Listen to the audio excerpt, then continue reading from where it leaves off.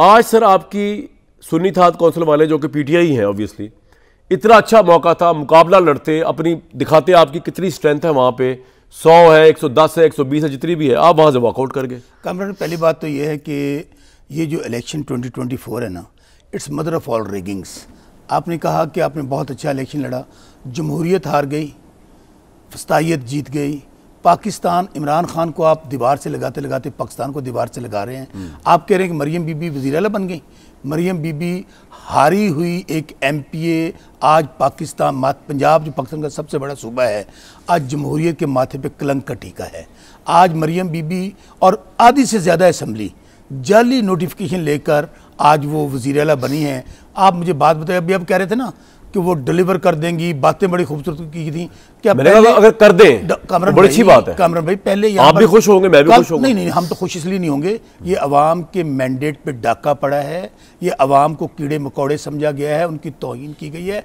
ये कौन सा आपने 3 दफ़ा पहले यहाँ पे पंजाब में वज़ीर आला, वो मियाँ शहबाज शरीफ इंडिया में वज़ीर आला थे या बलोचिस्तान वहाँ पे थे, अपना पंजाब में थे। बड़े मियाँ साहब, इनके जो वालिद साहब हैं, 3 दफ़ा वज़ीर आज़म किस मुल्क के रहे हैं?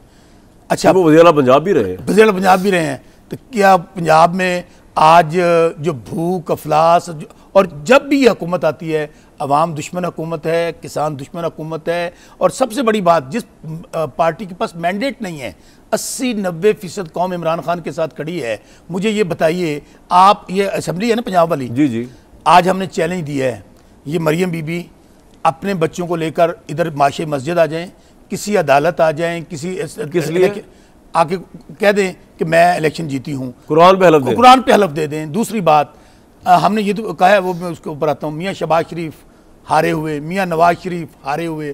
तो मुझे बताइए कि जिस असम्बली के अंदर आज हमने क्या किया है, 106 लोग हमारे थे असम्बली के अंदर, यहाँ पे जिन्होंने हलफ लिया है, 99 वो लोग जो पंजाब से जीत के आए हैं, उन्होंने आज बाहर किसी से हलफ लिया। मैं बताता हूँ, आज हमने तमाम मीडिया को, क्योंकि फॉर्म 45 मैं भी लेकर आया हूँ, फॉर्म 45 उनके लिए तो हैसियत नहीं है, वैसे ये आपके अपने हल्के का है? मेरे अपने हल्के का, मैं आपके हल्के की ये दास्तान भी बताता हूँ।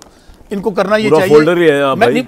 349 फॉर्म मेरे हल्के के हैं, वल्लाह खुदा एक एक रिकॉर्ड मेरे पास मौजूद है। मैं आपको मॉडल, चले आपने मेरे की बात कर ली, हरुणाबाद फोटाबाद साउथ पंजाब का आखिरी जिला है, सुप्रीम कोर्ट से कागज़ बहाल करा के आता हूँ, खौफ, पार्टी तोड़ दी, सब कुछ कर दिया, कैंपेन मुझे नहीं करने दी गई।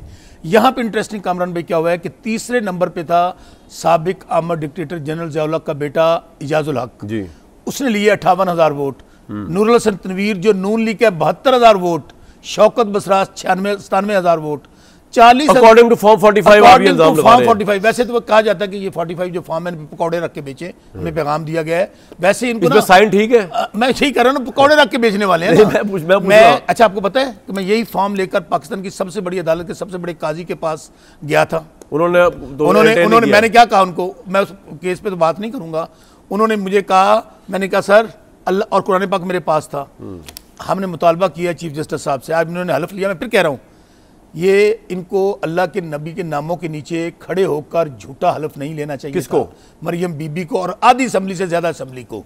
ये फिर मैं कह रहा हूँ, इन्होंने एक ही काम करना है जो माजी में करते आए हैं, वो पाकिस्तान तो क्या, लंदन तो क्या, मेरे तो पाकिस्तान आपका पॉइंट आ गया। तो एक बात क्या की, ये TT मास्टर्स हो सकते हैं, कतरी लेटर हो सकते हैं, कैलबरी फॉन्ट हो सकते हैं, पाकिस्तानी कौम आज जो आखिरी सांसें ले रही है, ये यही ग्रोह है, यही ग्रोह हैं जिनकी वजह से पाकिस्तान का बेड़ा गर्क हुआ। मुझे बताया ना मरियम बीबी का विजन क्या है, कभी काउंसलर नहीं बनी, 220 वोट ले लिए उन्होंने किसके, पंजाब असेंबली। अच्छा, मैं फिर कह रहा हूं, हमारे पास 2/3 अक्सरियत मौजूद है पंजाब असेंबली में भी, नेशनल असेंबली में। आपने साबित कर दिया ट्रिब्यूनल्स में भी। किसके पास साबित करें सर? फॉर्म 45 साबित करने हैं, साबित करें कोर्ट में जाके, आपने जजेस आ गए, हाई कोर्ट के जजेस, हमने सुप्रीम कोर्ट के, छोड़ देना उनको, सुप्रीम कोर्ट के चीफ जस्टिस साहब को ये कहा है, उन्होंने क्या कहा आपको? मैं बताया, मैंने उनको ये कहा है कि आप फुल कोर्ट बनाएं, अच्छी बात है, आप उससे अलग हो जाएं, जो कि चट्टा साहब ने अपने इल्जामात लगाए हैं, और उसको अभी जैसे मकाम, उन्होंने क्या कहा आगे से? अच्छा, अब हमने उनको कह दिया है, अब अल्लाह करे, वैसे तो वो लाइव दिखाते हैं सारे, हम कहते हैं लाइव दिखाएं, दुनिया को पता चले झूठ क्या और सच क्या है। ये चल रहा है हमारे आज हमने एक सुन लें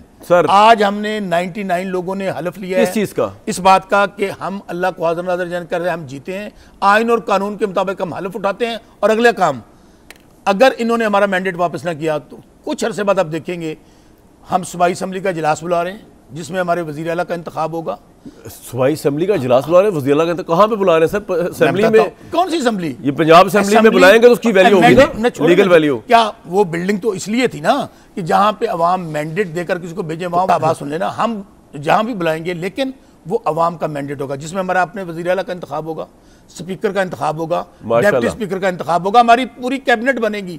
लेकिन ये कोई ना समझे कि इस तरह आप अवाम की पॉइंट आ गया सर आपका। सर मुझे तो नजर आ रहा है मुसद्दिक मलिक साहब के यहाँ से मरियम नवाज साहिबा जो आज वज़ीर आला पंजाब बनी है वो चल रही होंगी काम करने के लिए, और यहाँ से शौकत बसरा साहब का जो वज़ीर आला है जो ये इजलास बुला के करेंगे वो उनका या तो रास्ता रोक रहा होगा या वो भी बराबर चल रहा होगा। मतलब ये तमाशा लगेगा। आपको लेजिटिमेसी का सवाल उठ रहा है आपके ऊपर? आपको फील हो रहा है इसका कि लेजिटिमेसी बहुत बड़ा सवाल है इस वक्त पंजाब में भी?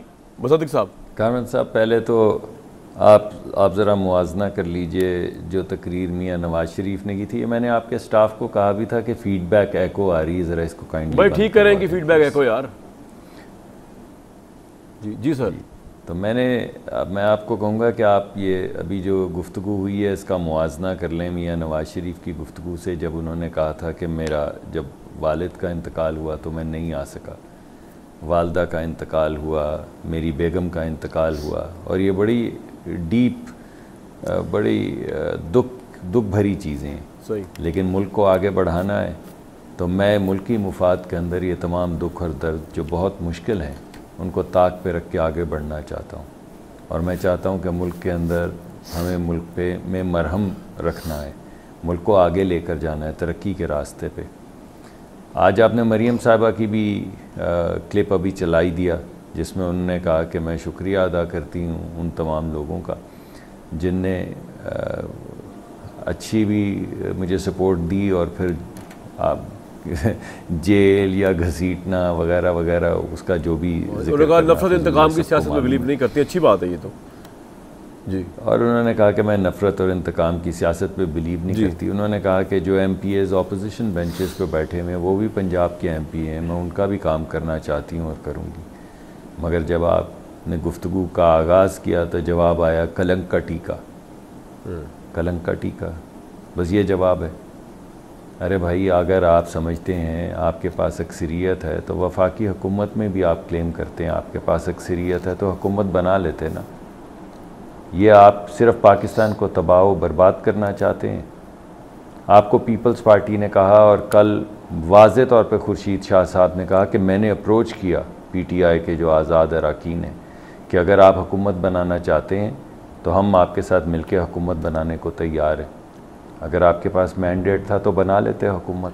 वो कह रहे मैंडेट तो चुरा लिया आप लोगों ने, वो ये कह रहे हैं ना सर आपको क्या बनाते हुकूमत। देखिए, आपने खुद ही उसका जवाब कामरान साहब दिया। आपने बताया कि एक तरीक़ाकार है, इलेक्शन कमीशन है, उसके बाद उनके वो ट्रिब्यूनल्स हैं, उसके बाद हाई कोर्ट सुप्रीम कोर्ट है। तरीका तो यही आप ज़रूर वहाँ पर जाएँ। आपके अपने भी जो तज्ज़ियाकार यहाँ पे दुनिया TV में बैठे हुए थे वो सब ये कह रहे थे कि 85 से लेके 110 सीटें जीतेगी PMLN। जो सर्वेज हो रहे थे वो भी यही कह रहे थे। और आपने जावेद लतीफ़ साहब के जो बयानात हैं वो भी सुने हैं। वो समझते हैं कि मेरे साथ ज़्यादती हुई है।